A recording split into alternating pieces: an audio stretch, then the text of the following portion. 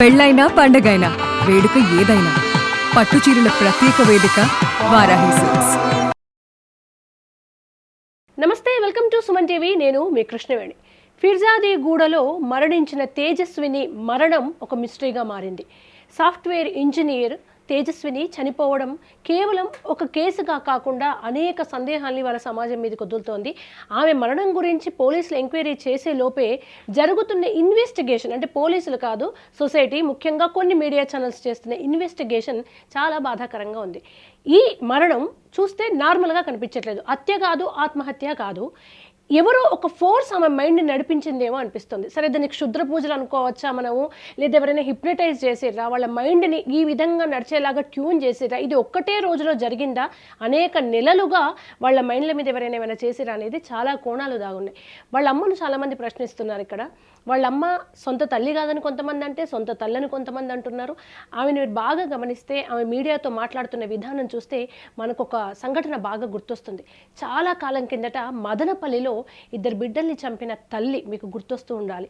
Body language, ఆమె చాలా హైపర్గా యాంగ్జైటీతో behave చేస్తున్న విధానం, ఇదంతా సిమిలర్గా అనిపిస్తోంది.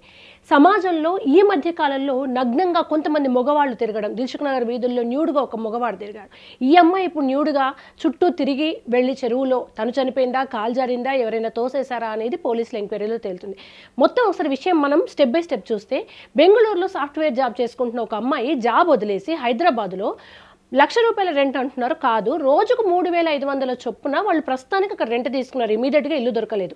మళ్ళీ వేరే ఇల్లులు వెతుకుతున్నారు. అందుకే మియాపూర్ వెళ్ళాలి తల్లి కూతురు ఇద్దరు. ఆ రోజు చనిపోయే ముందు పొద్దున్నే మియాపూర్లో రెంట్లు చూసి వచ్చారు. ఎందుకు, ఎప్పుడు రెంట్ దొరికితే అప్పుడు ఇంట్లోంచి షిఫ్ట్ అవుదామని వెళ్ళారు. అందుకే డైలీ బేసిస్ మీద తీసుకున్నారు. రోజుకు 3,500 కనుక నెలకు ₹1,00,000 రెంట్ అంటున్నారు. కానీ ఎన్ని రోజులు ఉంటే అన్ని వేలు కడదామని వాళ్ళు డిసైడ్ అయ్యారు. అట్లాంటి మనిషి అసలు జాబ్ ఎందుకు రిజైన్ చేసిందంటే, వాళ్ళ అమ్మ ఏం చెప్తుంది, మాకు స్ట్రెస్ ఉంది, అమ్మాయికి స్ట్రెస్ ఉంది, మాకన్నా ముందే స్ట్రెస్ చేస్తోంది అంటుంది. ఆమె విపరీతమైన ఒత్తిడిలో ఉంది. ఏదో డిస్టర్బ్డ్ ఫ్యామిలీ అని అర్థమవుతుంది. వాళ్ళ భర్త అప్పులు చేశాడని చెప్తోంది. చుట్టాలందరూ మా అమ్మాయి జీతం ఎంత అని అడుగుతున్నారు అంటుంది.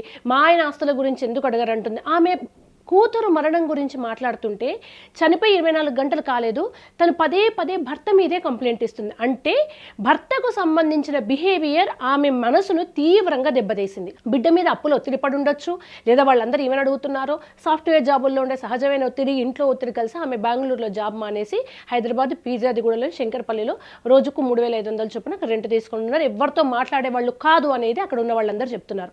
ఏం జరిగిందో, రాత్రి 2:30 గంటలకు కిటికీలో నుండి ఆమె దుస్తులన్నీ, పడుకున్న బెడ్షీట్తో సహా అసలు ఇన్నర్స్ అన్నీ తీసి కిటికీలోంచి కిందికి విసిరింది, వేరే వాళ్ళ ఇంట్లోకి విసిరి ఇదంతా సహజంగా అనిపిస్తుందో. ఒక అమ్మాయి రోడ్డు మీద చిన్నగా తను వేసుకున్న దుస్తులు అటు ఇటు తొలగితేనే తన ప్రాణం పోయినట్టుగా ఫీల్ అయ్యే రోజుల్లో ఏ అమ్మాయి అయినా అలాగే ఫీల్ అయితే, తను పాపం ఒక రోడ్డు మీద అలా పరిగెత్తి, మగవాళ్ళందరూ ఉండగా కింద 4-5 బ్యాచిలర్స్ వాళ్ళందరూ ఆమెను చూసి భయపడి పరిగెత్తారు. ఆ తర్వాత కొంతమంది పాపం వెనుక పరిగెత్తుతుంటే వీళ్ళందరూ ఎవరు అని ఎంక్వైరీ చేస్తే, ఆమె మీద ఏదైనా బట్ట కప్పుదాం, బెడ్షీట్ వేద్దాం, లేదా ఏదైనా ఆమెని కొంచెం సెక్యూర్ చేద్దామని పరిగెత్తారట పాపం కొంతమంది. ఇక్కడ ఇంటి చుట్టూన్న వాళ్ళ తలుపులు కూడా కొట్టిందంట ఆమె.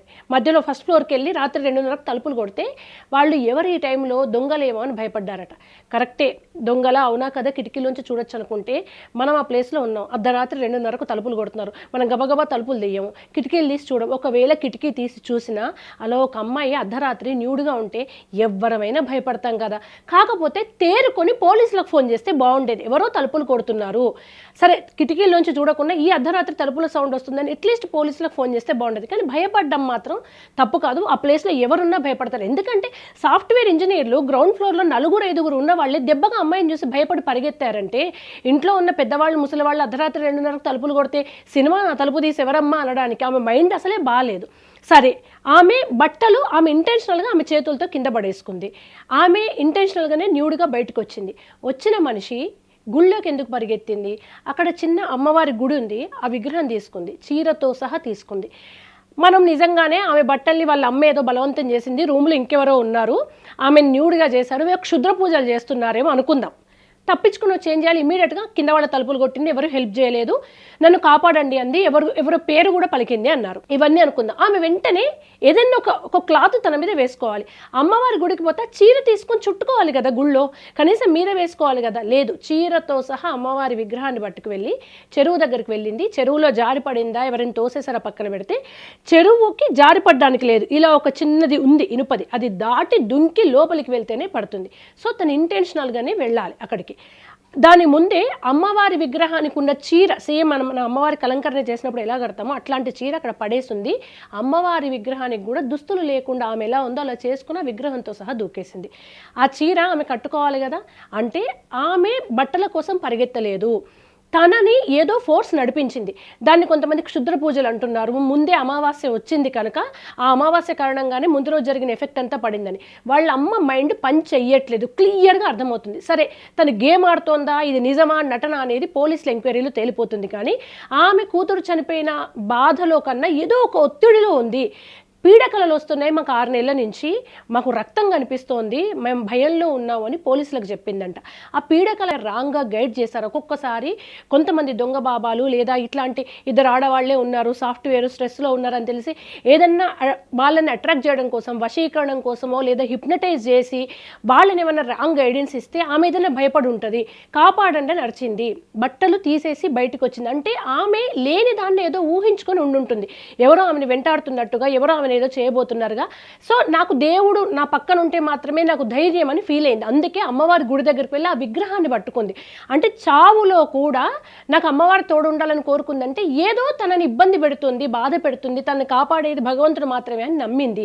ఇక్కడ ఒక విషయం ఏంటంటే ఎందుకు తను బట్టలు వేసుకోలేదు, ఎందుకు అమ్మవారికి ఉన్న చీరను కూడా తీసేసింది అనేది తెలియాలంటే ఇది కంప్లీట్గా పోలీసుల ఎంక్వైరీలో ఎంత తేలాలో సైకలాజికల్గా కూడా వాళ్ళ అమ్మను ఇంటరాగేట్ చేసి అసలు ఆమెకున్న ప్రాబ్లం ఏంటి, వాళ్ళ నాన్న అసలు ఇద్దరిని ఇక్కడ ఎందుకు ఉంచాడు, వాళ్ళ నాన్న అప్పులేంటి, వాళ్ళ అమ్మ చెప్పిన దానికి వాళ్ళ నాన్న ప్రవర్తనకు ఏమైనా పొంతన ఉందా, ఇవన్నీ కనుక్కోవాలి. కానీ ప్రపంచంలో స్ట్రెస్ వల్ల సాఫ్ట్వేర్ ఇంజనీర్ అంత చదువుకున్న అమ్మాయి బెంగళూరులో జాబ్ చేసింది, ఇక్కడ ఇల్లులు వెతుకుతుంది, తనే యాప్లో వెతుక్కుని వచ్చింది, చాలా బాగున్నారు, తలుపులు పెట్టుకుని ఉండేవారంట, మధ్య మధ్యలో అరుచుకునే వాళ్ళు, గొడవలు అయ్యేవంట, ఏంట్లో ఉండవు మా గొడవలు మాకున్నాయని వాళ్ళ అమ్మ అంటుంది. కానీ ఒక అబ్నార్మల్గా అయితే పరిస్థితి కనిపిస్తోంది, ఏదో ఒత్తిడి ఉంటుంది. దయచేసి ఈ ఒత్తిడిలో భాగంగా అప్పులు ఉన్నాయనో, జాబ్ పోయిందనో, పీడకలలు వస్తున్నాయనో రాంగ్ పర్సన్స్ని ఎవరైనా అప్రోచ్ అవుతే, మీరు మదనపల్లి బ్యాచ్ కూడా బాగా గమనిస్తే వాళ్ళ వెనక ఎవరో గురువు వీళ్ళని రాంగ్గా గైడ్ చేశారు అనేది చివరికి తేలింది. ఆ కేసుని తర్వాత బయటికి రానివ్వలేదు, ఏం జరిగిందో తెలియదు. కానీ ఎందుకంటే కోట్ల వ్యవహారం, బిజినెస్, పెద్ద పెద్ద తలలు ఇందులో ఇంక్లూడ్ అయి ఉంటాయి.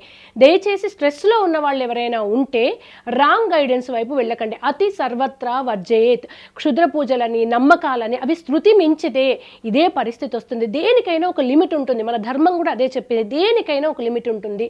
ఆ వయసులో తల్లికి స్ట్రెస్ ఉందో, ఈ అమ్మాయి పెళ్లి కావాల్సిన వయసు, తండ్రి బాధ్యతలు, అప్పులు ఏం మీద వేసుకుందో పాప అమ్మాయి. కానీ చాలా ఒక స్త్రీకి రాకూడని మరణం, ఎందుకంటే అంతమంది మధ్య ఆ వీధుల్లో సీసీ కెమెరాల్లో ఉండి ఆమె విగ్రహాన్ని పట్టుకొని వెళ్తుంటే తలుచుకుంటుంటే ఆమె మెదడు ఎంత నరకం అనుభవించి ఉంటుంది, మనసు ఎంత నలిగిపోయి ఉంటుంది, ఏం జరిగి ఉంటుందా, 5-10 నిమిషాలు అంతే. ఆ టైంలో ఆమె విగ్రహాన్ని పట్టుకు వెళ్ళింది, చెరువులో దూకిందో పడిపోయిందో తెలియదు. ఈ 10 నిమిషాల్లో ఆమె మైండ్ని ఎవరో ఫోర్స్గా నడిపించారు. సైకలాజికల్గా ఆమె ఏదో ఫీల్ అయింది అనేది అర్థమవుతుంది. భయంగా, అనుమానంగా అనిపిస్తే ముందు జాగ్రత్తగా పోలీసులకి ఇన్ఫామ్ చేయండి. తలుపులు కొడితే తీయలేము, నిజంగా భయం అవుతుంది. కానీ అట్లీస్ట్ ఎవరో ఒకరు పోలీసులకు ఫోన్ చేస్తుంటే, అంత ఫాస్ట్గా పోలీసులు రాకపోవచ్చు, ఎక్కడో ఒక ఆశ వస్తే ఆమెను బతికించే వాళ్ళేమో అని. ఈలోపు జడ్జి చేయకుండా సమాజంలో ఉన్న వాళ్ళని అబ్జర్వ్ చేద్దాం మనం. ఎందుకంటే ఒకప్పట్లాగా కాలం లేదు. బహుశా దీని వెనక క్షుద్ర పూజలు దాగున్నాయా, సైకలాజికల్ ప్రాబ్లం దాగుందా, హిప్నటైజ్ చేశారా ఎవరైనా, ఇవన్నీ పోలీసుల ఎంక్వైరీలో అండ్ డాక్టర్స్ పర్యవేక్షణలో తేలాలని మనస్ఫూర్తిగా కోరుకుందాం. ఏదేమైనా ఒక అమ్మాయి చాలా దారుణమైన మరణానికి లోనైంది కనుక అక్కడ ఉన్న వాళ్ళంతా భయభ్రాంతులకు లోనవుతున్నారు. ఆమె ఆత్మ శాంతించాలని మనస్ఫూర్తిగా కోరుకుందాం సుమన్ టీవీ నుంచి.